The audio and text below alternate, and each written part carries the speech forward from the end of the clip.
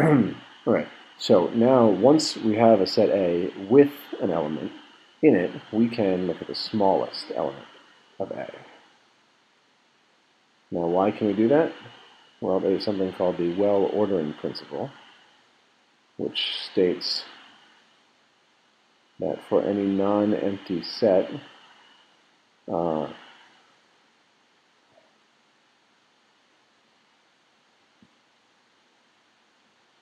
for any non-empty set, which you can order the elements, there exists a smallest element. So we're going to look at the smallest element. And let's say that the smallest element is A minus BQ for some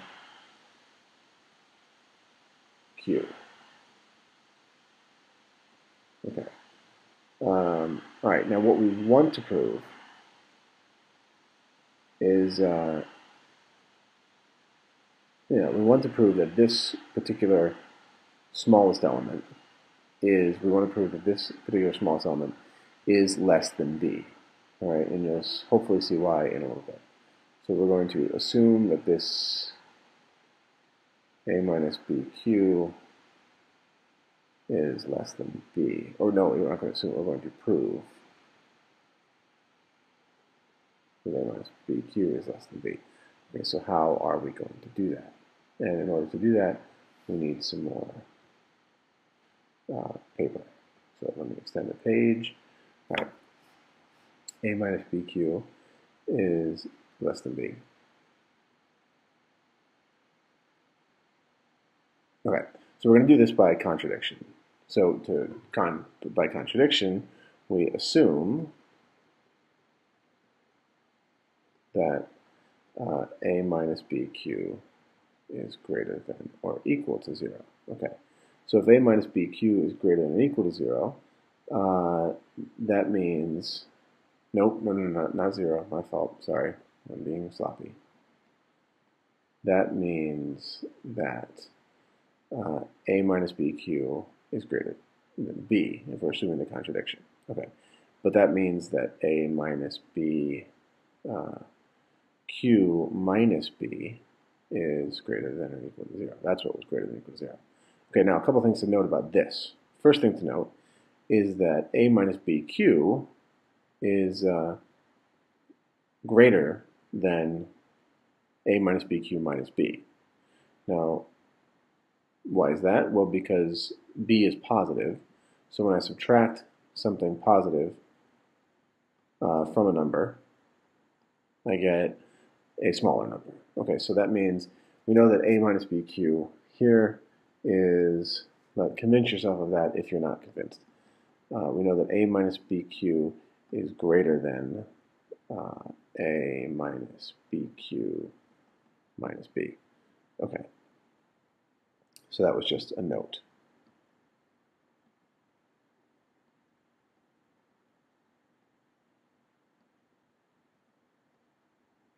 Oh, what? That actually is supposed to say note.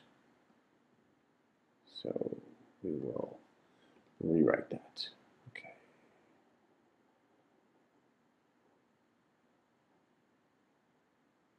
All right, that's a note. All right, so factoring out of B, we get A minus B times the quantity Q plus 1 is greater than or equal to 0. Okay, so the cool thing about this is that here we have this A minus B times Q plus 1 fits our fits our definition of an element of A.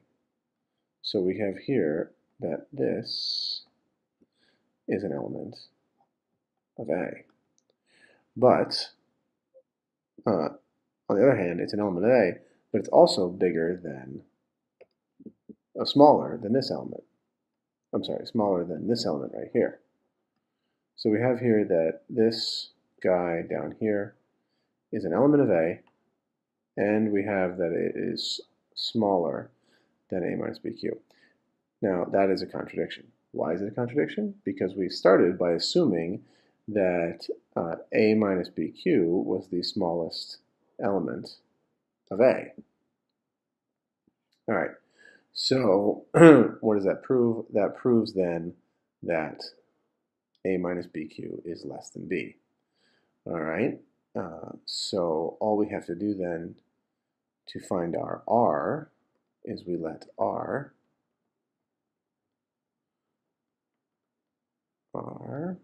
equal A minus BQ, the smallest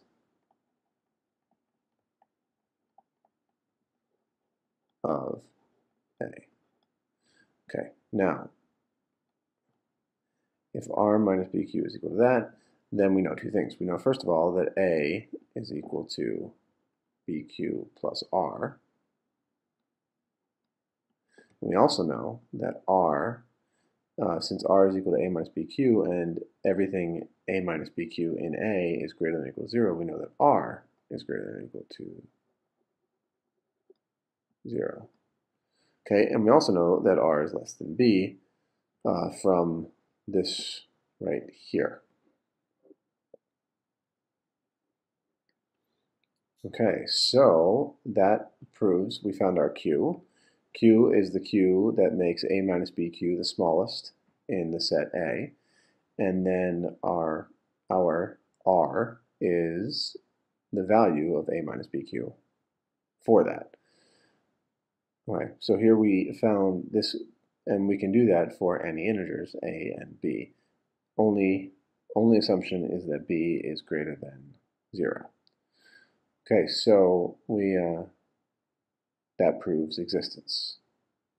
Okay, so now that we've proved existence, we want to prove uniqueness, and uniqueness is not hard. So we say, again, we do it by contradiction. Maybe I just need to write faster. We do it by contradiction. We say that A is equal to BQ1 plus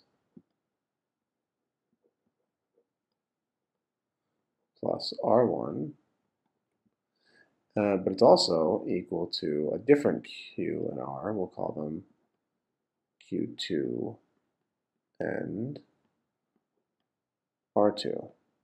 Okay, and we note that R1 and R2 are both less than B and greater than or equal to 0. Okay, so let's just do some algebra on this. If BQ1 plus R1 is equal to BQ2 plus R2, then BQ1 minus BQ2 is equal to R2 minus R1. Okay, and this means that B times Q1 minus Q2 is equal to R2 minus R1. Okay, and this means that since Q1 minus Q2 is an integer, this means that B divides R2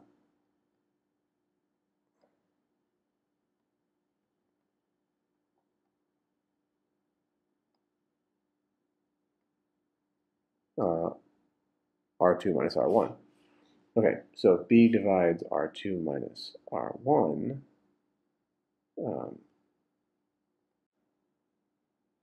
let's take just a timeout for a second, and we'll do a little aside. I like asides. So we will do our aside over here on the side.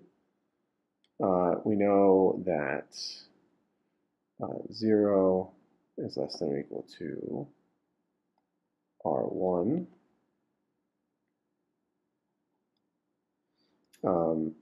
And is less than B, which means that negative B is less than negative R1,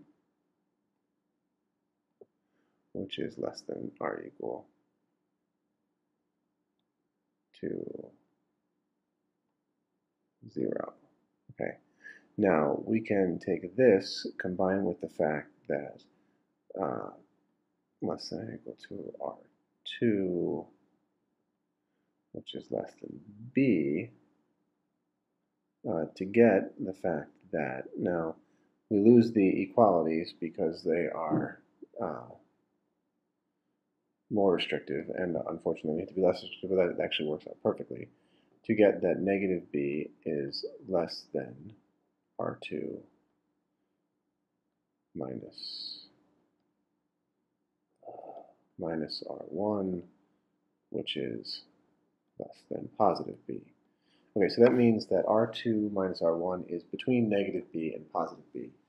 But b divides R2 minus R1. Well, there's only one number that's in between negative b and positive b that is divisible by b, and that number is 0. So this implies that R2 minus R1 is equal to 0, which means that R2 equals R1. All right, now, our initial assumption was R2 and R1 were not the same. Remember, they were different. We're not done yet, though, because the pair has to be unique. Q1, R1 has to be unique. So R1 and R2 could be the same if Q1 and Q2 are different. So it is yet to be proved that Q1 and Q2 are different. But we don't have to go much further to prove that, because if we take this R1, R2 and plug it into this equation right here, we get that b times Q1 minus Q2 is equal to 0. And since b is greater than 0, that can only be true if Q1 minus Q2 equals 0. So that that implies that Q1 minus Q2 equals 0, which implies that Q1 equals Q2. Okay, so the only way for this to be true, the only way for our initial statement to be true, for A to equal BQ1 plus R1, and for that to also equal BQ2 plus R2, is if R2 is equal to R1 and Q1 is equal to Q2, and that means that our pair is unique. There's only one pair. No matter what we call them, it's the same numbers. So there's only one pair, which means it is unique.